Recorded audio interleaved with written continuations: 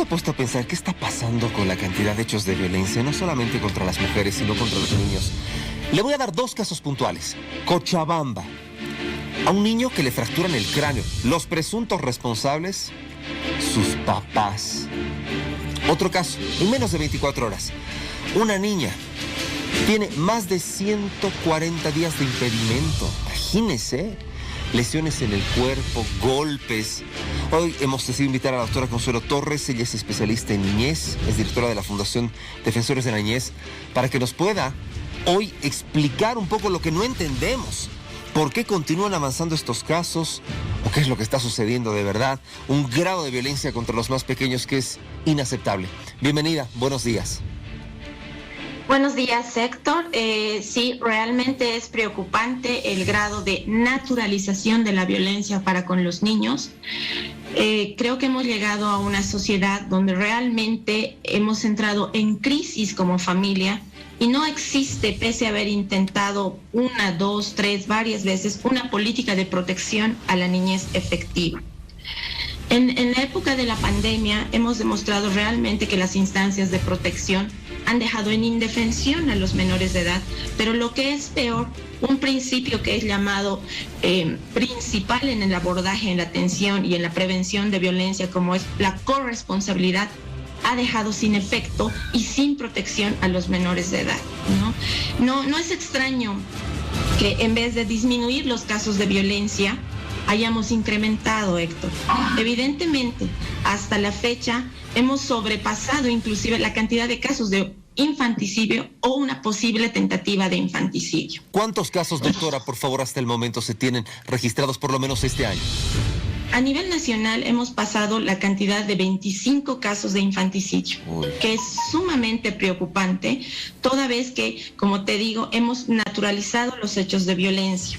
Es decir, que muchas veces nosotros como adultos no asumimos esa responsabilidad de cuidado, de protección para con los menores de edad, toda vez que hemos antepuesto algo como el tener, el acumular riqueza, el prevalecer los recursos económicos, y hemos descuidado el ser, lo subjetivo de los niños. Cuando estamos hablando de hechos como en este caso de una tentativa de infanticidio, también podemos analizar los riesgos de vulnerabilidad de la familia. En este caso existe un abandono en la crianza del menor de edad, un descuido, por supuesto, en la salud, pero además es un hecho de violencia sistemático, recurrente. Por eso te decía, Héctor, que bajo el principio de la corresponsabilidad en la atención de casos, nosotros como integrantes de la sociedad no hemos tenido esa capacidad de denuncia, no hemos tenido esa capacidad de asumir la corresponsabilidad para con los menores de edad. Cuando estamos hablando de una ley especial de protección a la niñez, como es el Código Niña, Niño y Adolescente, estamos reconociendo su vulnerabilidad frente a nosotros los adultos. Generalmente, tú decías que en menos de una semana, ¿no? Generalmente la tentativa de infanticidio, la violencia física, psicológica regular, física, psicológica hasta sexual, se da en la primera infancia. Es decir, se da en los menores de 5 años, doctora, como estamos viviendo en el siguiente caso. En el caso último de Cochabamba, reconocemos que es una familia disfuncional, reconocemos el abandono en la crianza de uno de los progenitores, que también entra dentro de la figura de tentativa de infanticidio. Hay posibles agresores porque el caso sigue en investigación. Doctora, ha sido una violencia no solo de ayer, de anoche, ha sido recurrente, ¿no? Por eso hay un daño emocional en el niño y como llamaba la nota también, ¿no? Nos decía que escuchaba el llanto de manera recurrente, pero no se animaban a denunciar. Puede que haya existido una extrema pobreza, inclusive podemos estar hablando de una situación de riesgo o una situación que haya desencadenado. Doctora, permítame, por favor. ¿Se debe modificar la normativa? Permítame, doctora, si me escucha, ¿se debe modificar la normativa? ¿Se deben cambiar algunas leyes? Esto le digo porque nosotros que estamos al tanto de lo que pasa con los más pequeñitos de casa, llegado el momento en el que se hace la denuncia por parte de un vecino o por alguien, la policía no da el seguimiento y el niño está prácticamente en la nebulosa, porque, o bueno, vuelve con los padres y sí puede llegar a un proceso, pero hay mucha espera. y hasta eso el niño corre riesgos. Sí, por supuesto. Hemos puesto, por eso reitero, no existe una política de protección a la niñez efectiva. En la época de pandemia, peor aún, no hemos establecido dispositivos comunitarios que asuman la protección.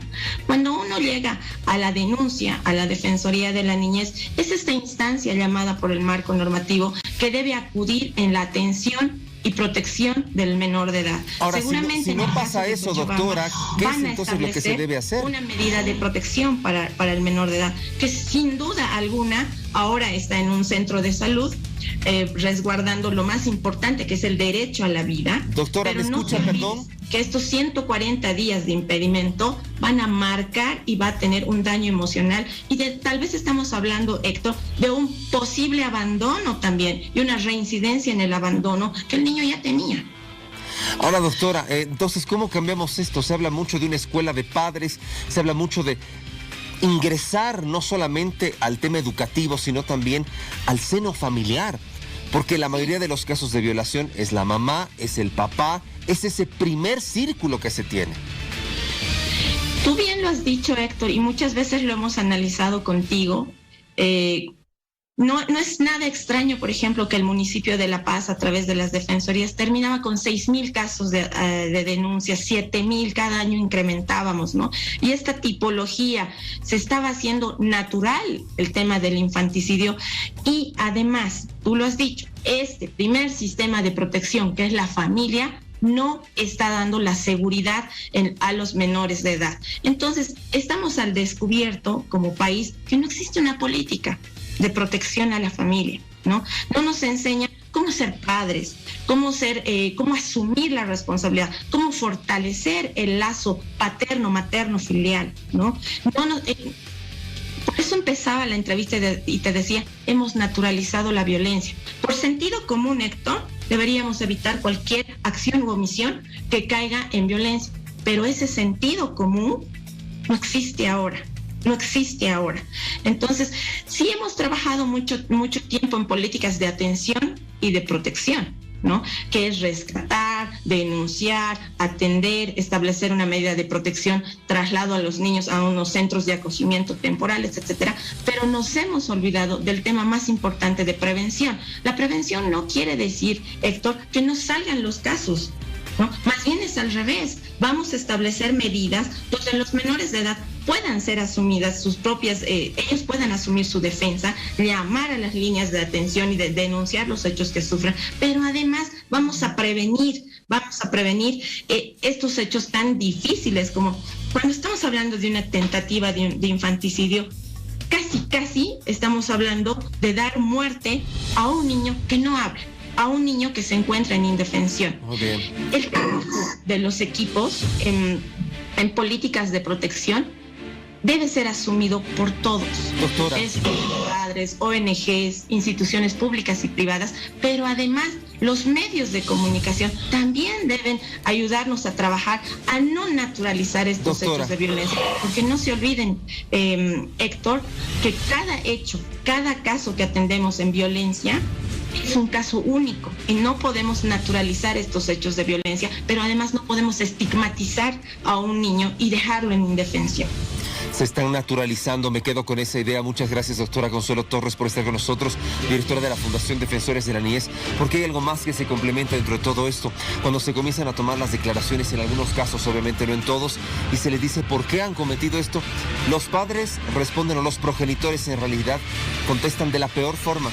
Bueno, se portó mal y les vale, es como que un nonimportismo terrible por lo que está sucediendo, y como les decía, por este primer círculo, por los papás, por quienes juran en un momento proteger a los más pequeños. Le agradecemos a nuestra invitada y continuamos cuando son las 7:18.